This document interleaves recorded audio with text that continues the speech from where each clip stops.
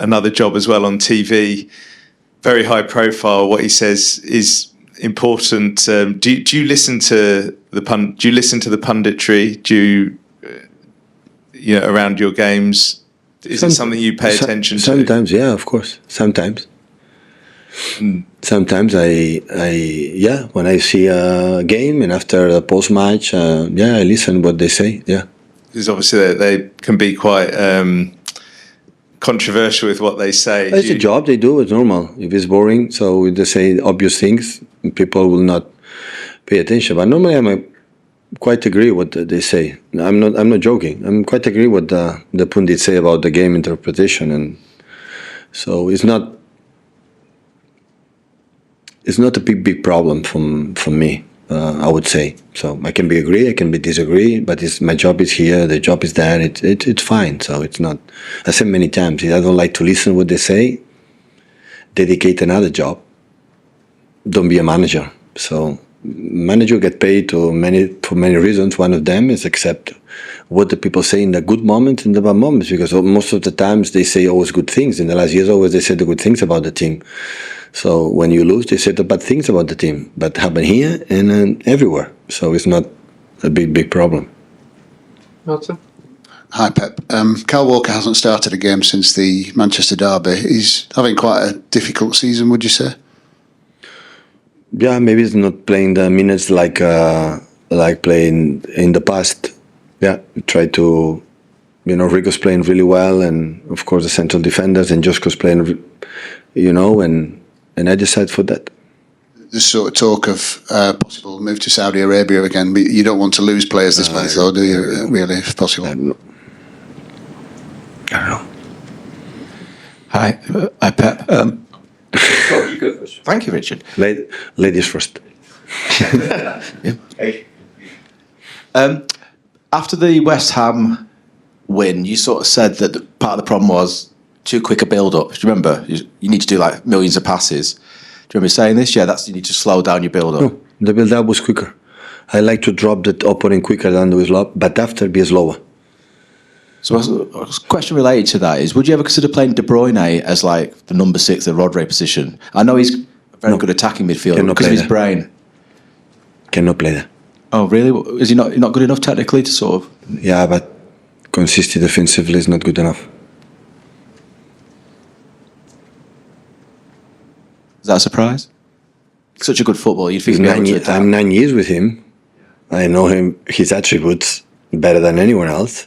So, of course, he can play in some position when drop, but being there and after what do you have to do, I don't want to put this pressure to Kevin. Kevin have another talent, and his energy has to be, I want his energy in, up front. So Kevin is unbelievable in the final third. So, and I want him there. I sometimes drop and from there get the passes. Of course, he can do it. But being in the position like typical holding midfielder, no. Richard. Salford's results have really picked up since Ryan Giggs has been in the technical area with Carl Robinson. Do you think all his experiences playing for United, all those games, do you think that must have helped? Absolutely. The knowledge has to be transmitted generations by generations, managed by managers, of course. The knowledge for the people can deliver for the other people. Yeah, of course it's happened. It's not just, as a manager, that's my opinion. I am open, and all the managers are open to get information for the other ones. Paul? Just going back to punditry, have you ever had that role? Have you ever been asked to do it on television? I've been busy. In between? I've been busy as a manager, so still I have a job. So maybe when a job is going to have, I don't think so. I'm going to do that. I'm so, I would say, cautious or concerned to don't make a comment that could hurt my colleagues. I know how difficult is our job, how difficult it is. And I don't want to pretend being sitting there with it's happened there, because it's so unpredictable and many things happen. I don't want to. I always, when I heard someone delivery, sometimes when I don't want it, it's to defend my club, not for personally. And always I had the feeling that, how difficult. I was football player before and now manager, and our business is so complicated, it's unpredictable, so difficult, and I don't want to hurt my colleagues just in a position like we'll do it. But maybe it's going to happen in the future. But honestly, I don't think so. Just a question on Oscar Bobb as well. When do you think he'll be back, and how much of an impact can he have? Because he was so good in pre-season. Only his head. He's a guy always, maybe I have been here. When he's free here, I don't think it's the first long injury Oscar had, but his physicality, I don't think he needs much time, to get fit or get ready. I don't have that feeling. But it's important. Last 2 days, make a partial training session, and it's a good news for us. Even we saw in few things his, special qualities that he showed us in the preseason. And but yeah, come the second part of the season, and hopefully he can be both. He can help us.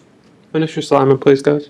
Pep, the players have been able to have some time off this week and the last week with the schedule. Have you been able to take some time off as well? Me? Yeah. Yeah. Just because, there might be a temptation to kind of work every hour going to try and get the team. We have 7 days, I take days off. It's good for me. I learned on that. When you have 3-4 days between games, no, I don't have taking off. But when you have time, 4 or 5 days, I take 1 or 2 days and I try to disconnect. Yeah. Don't see it, and after, the energy is back. Everyone needs sometimes day off, not just the managers, in the players, yourself, and all the people, go and to do other things. I think it's good to come back better. Okay, thank you. Guys.